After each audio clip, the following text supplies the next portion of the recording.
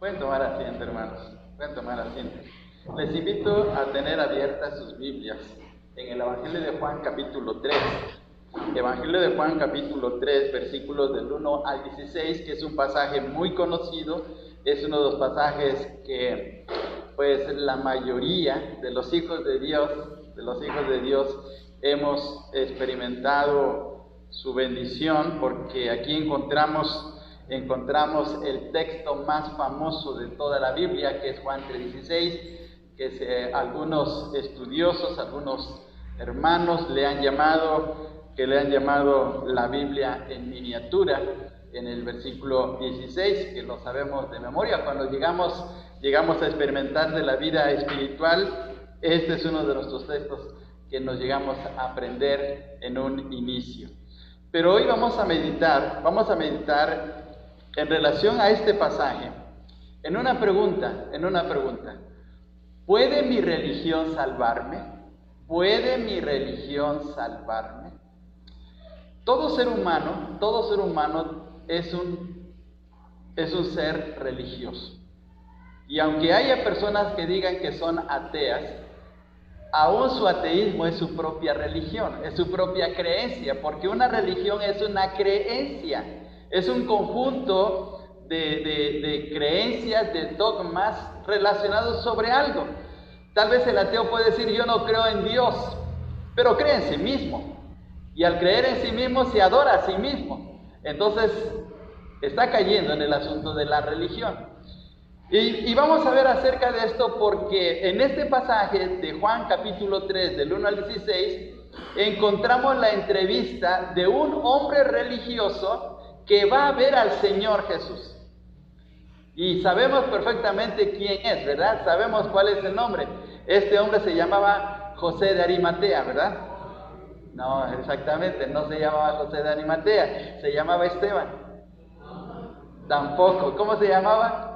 Se llamaba Nicodemo. Muy bien, es cierto. ¿Por qué estoy diciendo esto? Porque no quisiera que nos perdiéramos el hilo, que nos centráramos en el pasaje, ¿sí? Porque es muy conocido. Inicialmente, la Biblia habla mucho acerca de la salvación.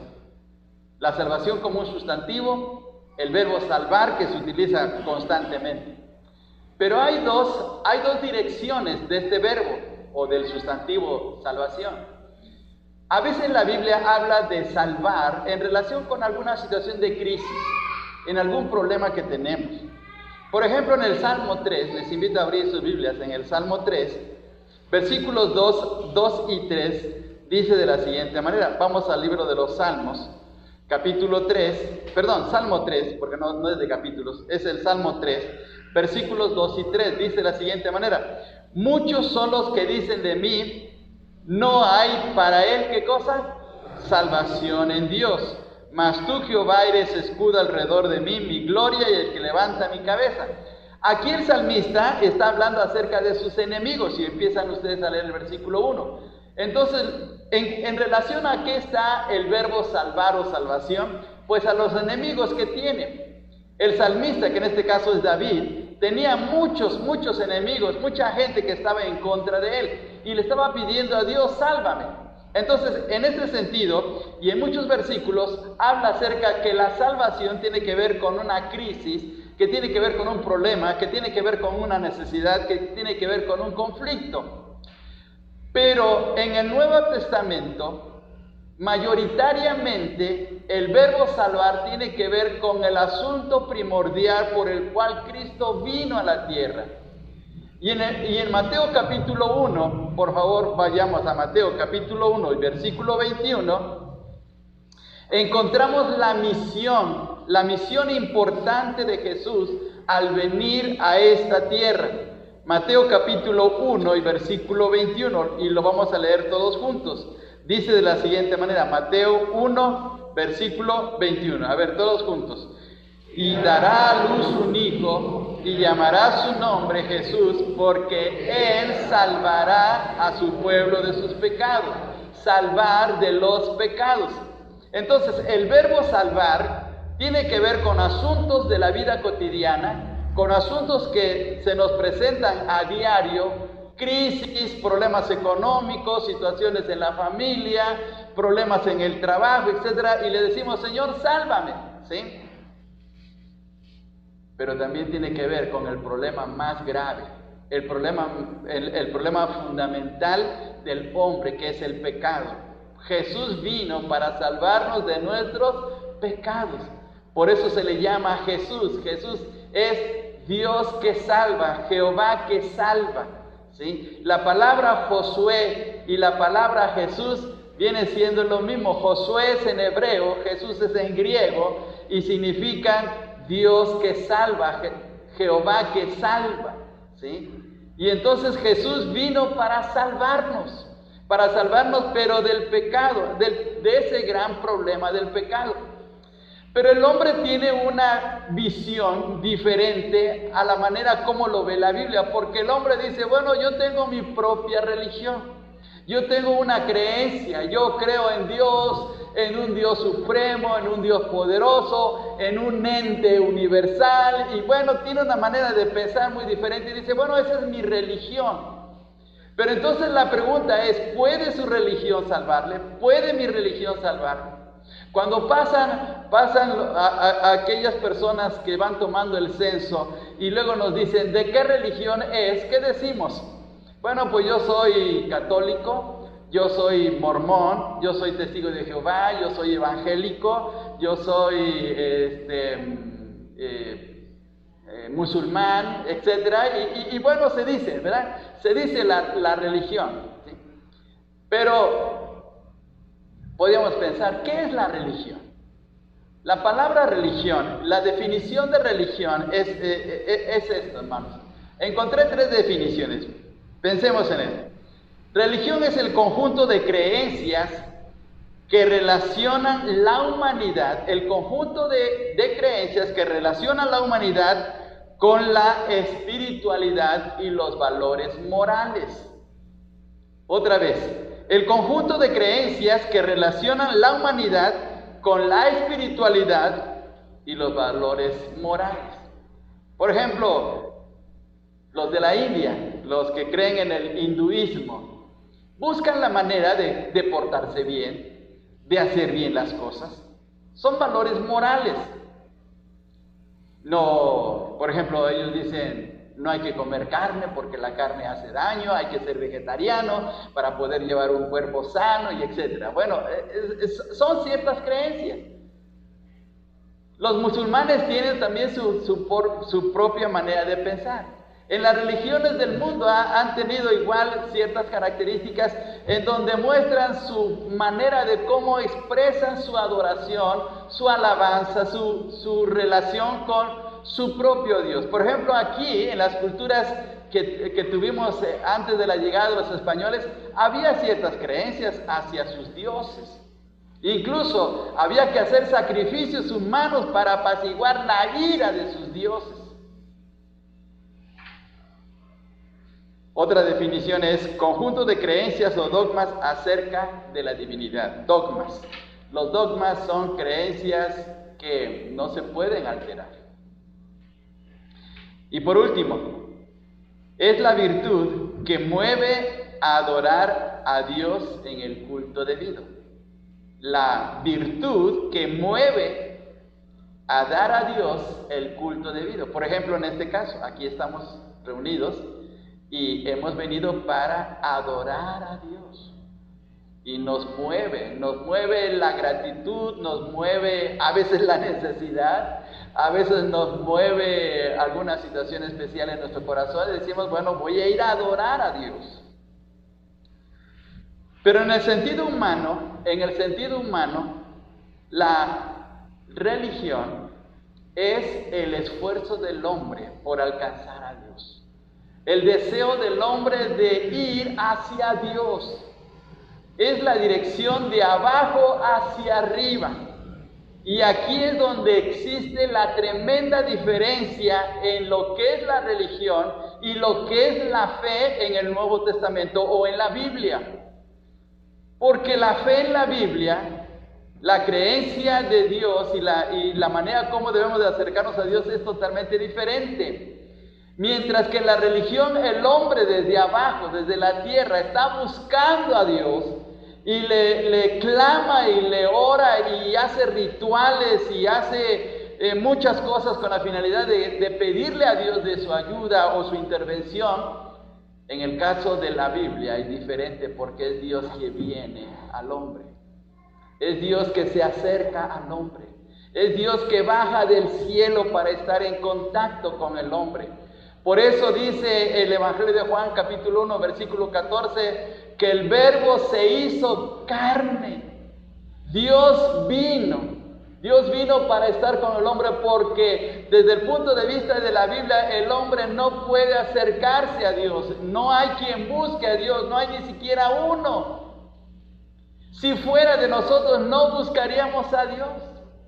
Lo buscamos por las necesidades, por las luchas, por los problemas que tenemos y porque Dios en su gracia toca nuestros corazones. Pero si fuera de nosotros, no lo buscaríamos.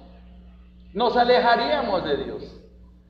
Y la religión tiene su expresión primitiva cuando en Génesis capítulo 11 los primeros hombres llegaron a un valle llamado el Valle de Sinar. Llegaron a un lugar muy llano y dijeron, vamos a levantar una torre, vamos a levantar un edificio que llegue al cielo. Vamos a Génesis 11:4, por favor. Génesis 11, versículo 4. Génesis capítulo 11 y versículo 4. Y dice de la siguiente manera este pasaje, veamos hermanos lo que dice este texto.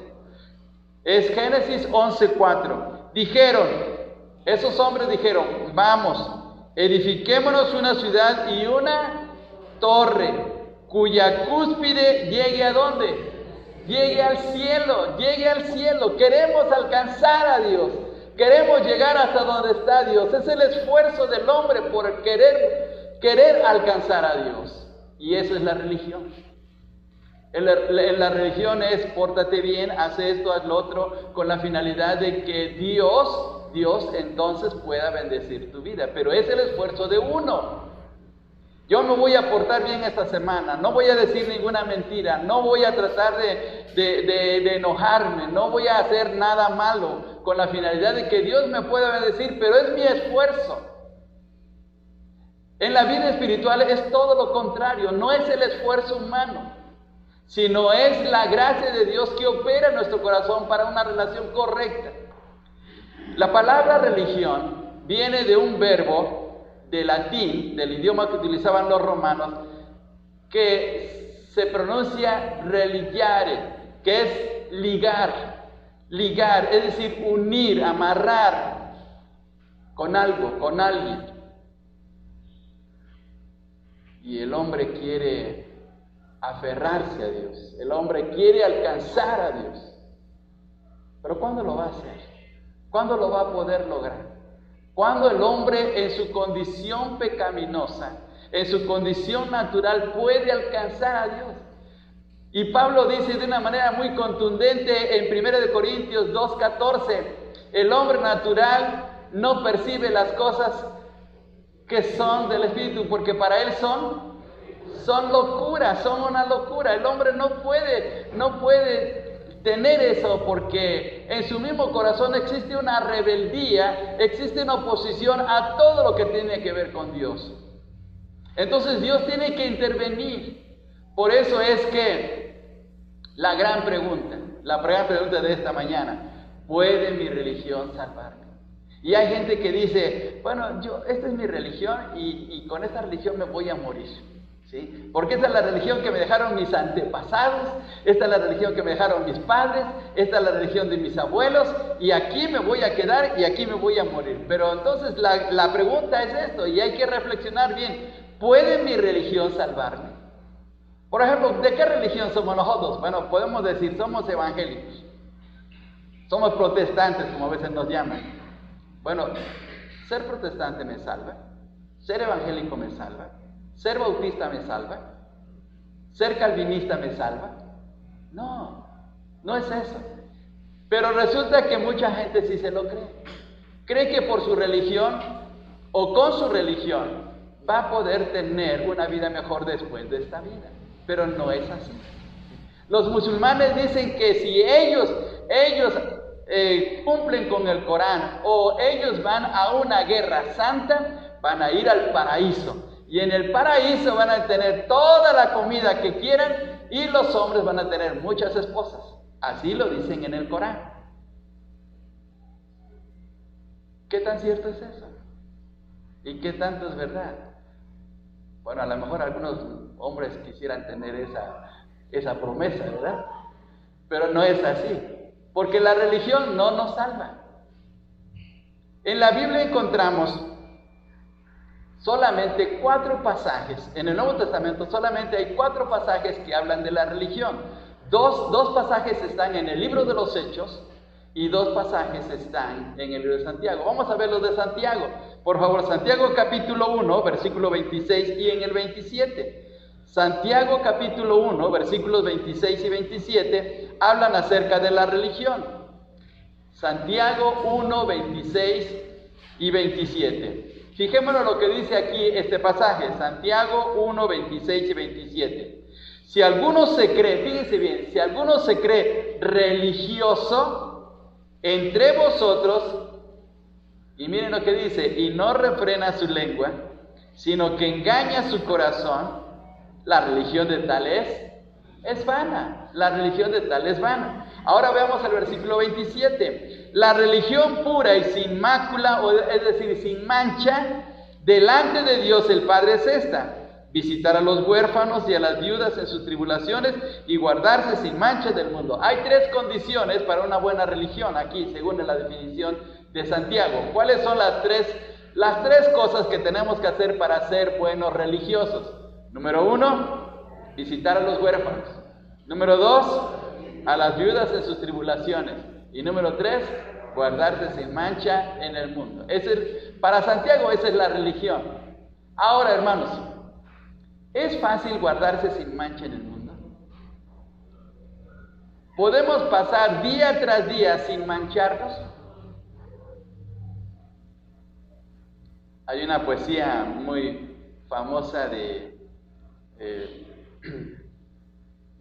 en la poesía mexicana que esa poesía se llama A Gloria. Fue escrita por Salvador Díaz Mirón y dice que él tiene un plumaje que no se mancha, pero es solamente poesía, pero que en la realidad todos nos manchamos todos los días, de alguna u otra manera, ¿sí? Con el pensamiento, con acciones, con omisiones, pero de alguna manera nos manchamos, ¿sí? Si fuera por nuestro propio esfuerzo vivir una vida sin mancha, hermanos, ya estaríamos en el paraíso, pero no es verdad. Todos los días tenemos ese problema, porque nuestra misma naturaleza, nuestra misma situación tiene ese problema. Y Nicodemo, y ahí es donde entra Nicodemo. Nicodemo era muy religioso. Él pertenecía a una secta que se llamaba la secta de los fariseos. La palabra fariseo significa separado. Eran los separados, eran los hombres que se dedicaban de lleno a la escritura para meditarla y vivirla. ¿Saben cuántos mandamientos trataban de guardar los fariseos? 600 mandamientos de la ley. Día tras día luchaban, día tras día ellos se esforzaban por guardar la ley y de esa manera poder acercarse a Dios. 600 mandamientos, fíjense bien. Y eso no solamente eran los mandamientos, sino también guardarse los rituales que tenían que hacer de la ley. ¿Se acuerdan cuando criticaron a los discípulos acerca de que no se lavaban las manos? Porque los fariseos se lavaban constantemente las manos. Guardaban los ritos de purificación. Y Nicodemo era así, pero llegó un punto tan especial en la vida de Nicodemo que él pensó: estoy guardando los mandamientos, pero me siento insatisfecho. No puedo lograr vivir una vida correcta delante de Dios porque todo lo que estoy haciendo, a pesar de mi condición de fariseo, no logro tener satisfacción en mi propio corazón. Y una noche se decidió para ir a ver a Jesús. Y dice en el versículo 1 del capítulo 3 de Juan: había un hombre de los fariseos que se llamaba Nicodemo, un principal entre los judíos. Fíjense bien, un hombre respetable, era un hombre ya muy importante. Y dice el versículo 2: este vino a Jesús de noche y le dijo: Rabí, sabemos que has venido de Dios como maestro, porque nadie puede hacer señales que tú haces si no está Dios con él. Miren cómo se presenta Nicodemo. Se presenta dándole un lugar especial a Jesús. Es un caballero. Y se presenta dándole palabras de reconocimiento a Jesús. Y en segundo lugar, él se da cuenta que Jesús realmente es una persona especial. No puede hacer nadie cosas grandiosas si no Dios está con él, si Dios no está con él. Eso quiere decir que Nicodemo había observado ya a Jesús.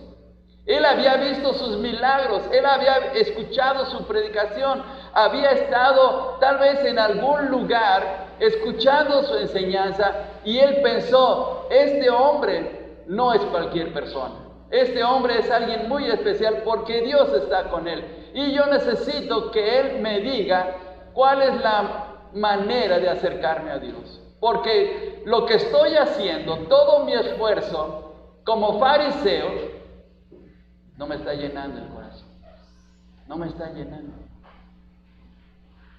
Porque día tras día estoy luchando con guardar la ley, pero en mi corazón yo sé que las cosas no están bien.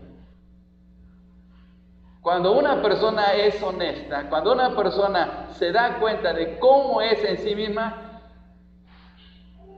entonces es cuando pide ayuda. Y es lo que ocurrió con Nicodemo. Él se dio cuenta que todo su esfuerzo que estaba haciendo como un religioso no le valía para nada. Y por eso fue de noche. Posiblemente él no quería que lo descubrieran. Por eso fue de noche, porque no quería que la gente se diera cuenta que él, siendo un hombre muy importante, fuera a ver a Jesús. Pero no podía ya sofocar el problema de su corazón. Él sabía interiormente que necesitaba de una respuesta. Y miren, el Señor Jesús inmediatamente, pareciera como que el Señor Jesús no fue amable con él. Mientras que Nicodemo se acercó de una manera muy caballerosa ante el Señor no respondió de la misma manera, porque veamos lo que dice en el versículo 3. Respondió Jesús y le dijo: de cierto te digo, que el que no naciere de nuevo no puede ver el reino de Dios.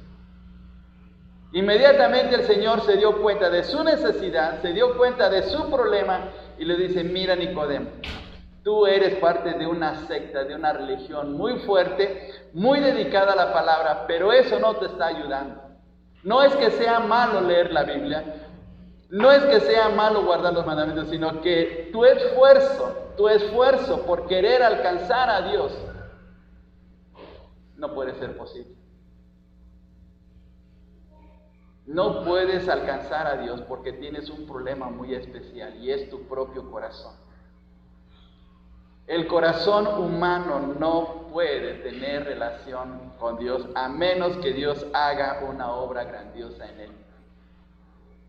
Mateo capítulo 15, versículo 19, dice el Señor Jesús. Mateo capítulo 15, versículo 19. Veamos lo que dice este pasaje. Mateo 15, 19. Porque del corazón salen, ¿qué cosas salen? Los malos pensamientos, los homicidios, los adulterios, las fornicaciones, los hurtos, los falsos testimonios, las blasfemias, etcétera, etcétera. ¿Sí? ¿Qué es el corazón? Es la fuente de todo mal humano. El problema no está afuera. El problema no está en que llevemos una terapia, que llevemos un ejercicio espiritual para poder refrenar nuestro corazón. El problema es nuestro propio corazón. ¿Sí?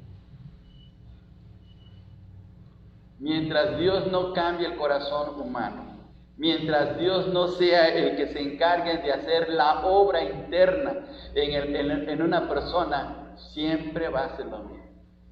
Muchas veces la mamá le dicen a los niños, pórtate bien en la escuela, atiende a la maestra, atiende al maestro, no te portes mal, no seas peleonero, o no seas peleonero, porque ahora las niñas también son muy aguerridas.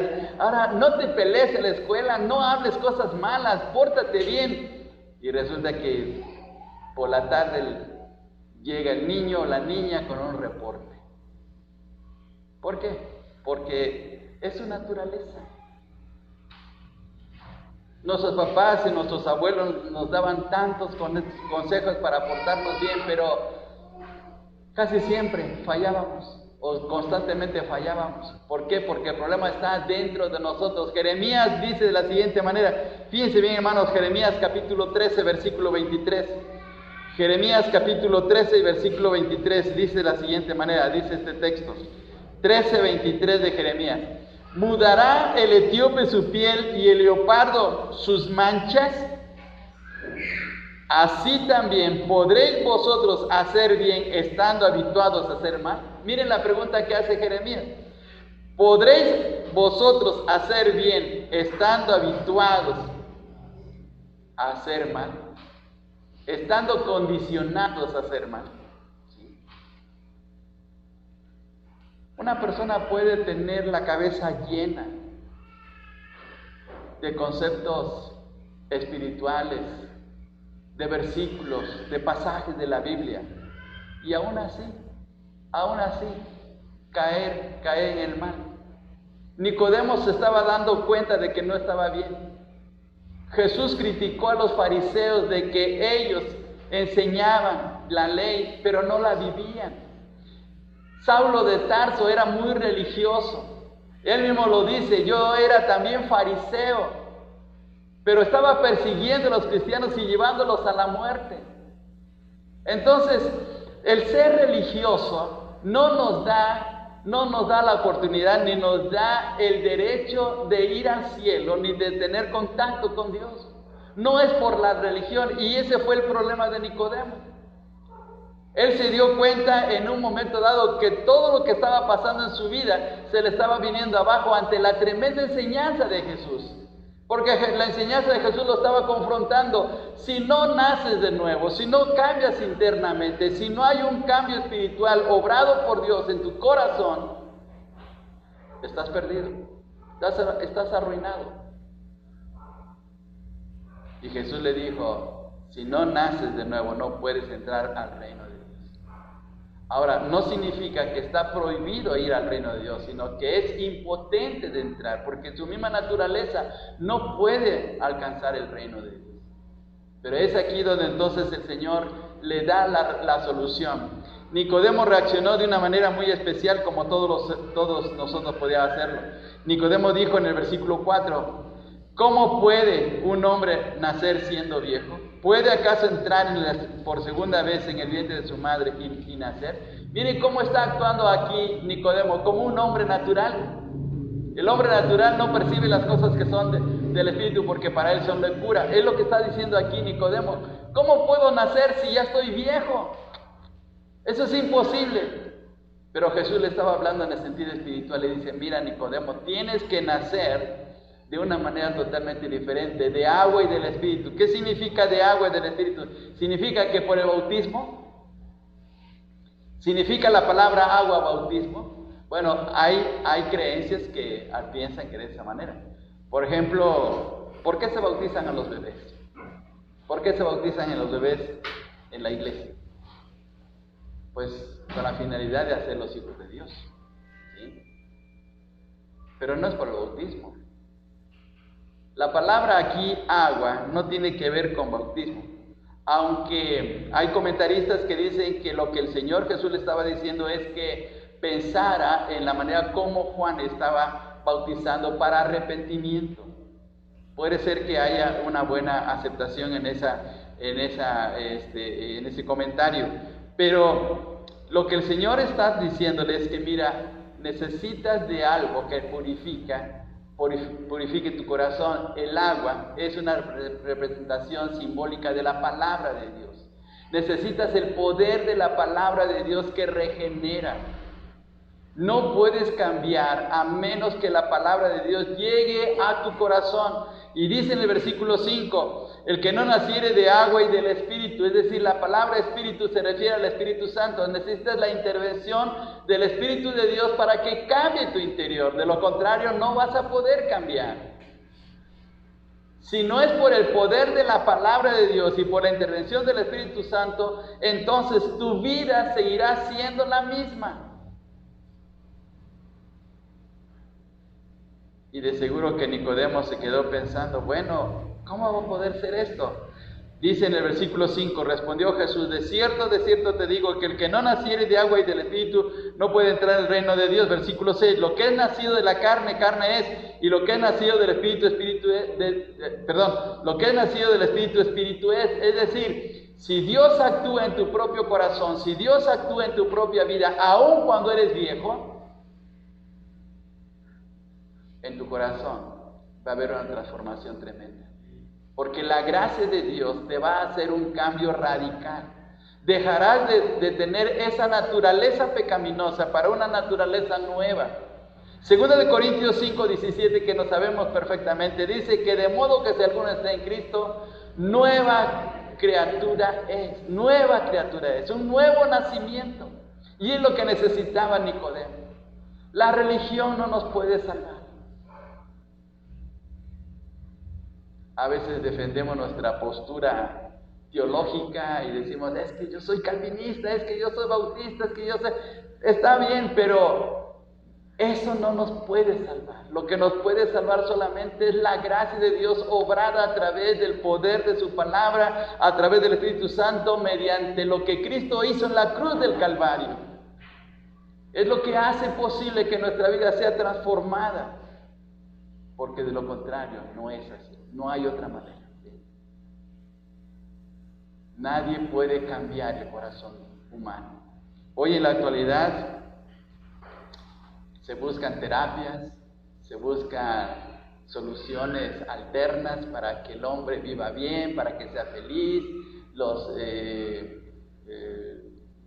optimistas, los clubs, con la finalidad de poder hacer que la persona pueda estar bien, pero interiormente no se puede cambiar, a menos que Dios obre. Y esto es un acto de fe, no es algo que tiene que surgir de nuestro propio esfuerzo. Y veamos por favor, versículo 9, nos vamos a saltar hasta el versículo 9, dice, respondió Nicodemo y le dijo, ¿cómo puede hacerse esto? Respondió Jesús, le dijo, ¿eres tú maestro de Israel y no sabes esto? De cierto te digo que lo que sabemos hablamos y lo que hemos visto testificamos y no recibís nuestro testimonio. Versículo 12. Si os he dicho cosas terrenales y no creéis, ¿cómo creeréis si os dijere celestiales? Y aquí viene el acto de fe. Nadie subió al cielo sino el que descendió del cielo, el Hijo del Hombre que está en el cielo. Y como Moisés levantó la serpiente en el desierto, así es necesario que el Hijo del Hombre sea levantado, para que todo aquel que en él cree no se pierda, mas tenga vida eterna. Aquí está el plan de salvación para Nicodemo. Mira Nicodemo. La única manera para que tú seas salvo y para que Dios pueda llegar a ser parte de tu vida es que tú tienes que tener fe en mí. Dice en el versículo 13, dice, nadie subió al cielo sino que el que descendió del cielo, el Hijo del Hombre que está en el cielo.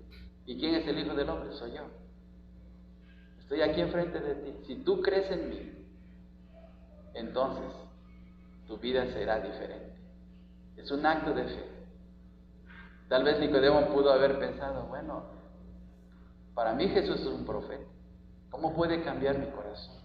Pero Jesús le dijo, tienes que creer en mí. Y le dio un ejemplo muy especial del Antiguo Testamento en el versículo 14. Como Moisés levantó la serpiente en el desierto, así es necesario que el Hijo del Hombre sea levantado. ¿A qué se está refiriendo Jesús? A que un día iba a ir a la cruz. En ese momento todavía no había ocurrido. Todavía el Señor estaba en su ministerio. Pero iba a ir a la cruz. Y Nicodemo tenía que pensar en el futuro, en la cruz. Nosotros miramos hacia atrás.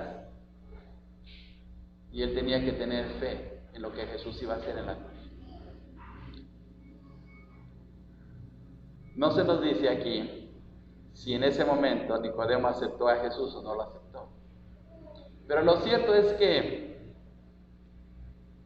encontramos a Nicodemo y a José de Arimatea cuidando el cuerpo del Señor Jesús y abogando por él. Y eso quiere decir que Nicodemo tomó una buena decisión porque aceptó las palabras de Jesús. Al final del Evangelio de Juan se muestra a Nicodemo y a José de Arimatea, pero él creyó que Jesús podía cambiar su corazón. Y es lo mismo para hoy en la actualidad. Hay miles de religiones, pero ninguna religión nos puede salvar, ni una, ni nuestra propia religión protestante o evangélica, sino solamente Jesucristo. Si Él está en nuestro corazón, entonces tenemos plena salvación. Miren qué bendición tan grande. Es por fe en nuestro Señor Jesucristo. Y por eso dice el famoso texto de Juan 3:16, porque de tal manera amó Dios al mundo, para que todo aquel que en Él crea no se pierda, mas tenga vida eterna. Y esa es la única solución. ¿Puede mi religión salvarme? Nunca. El único medio para ser salvo es Cristo y nada más. Oremos. Padre, muchas gracias por tu palabra, muchas gracias por tu enseñanza, gracias porque eres bueno con nosotros, gracias porque un día nos alcanzaste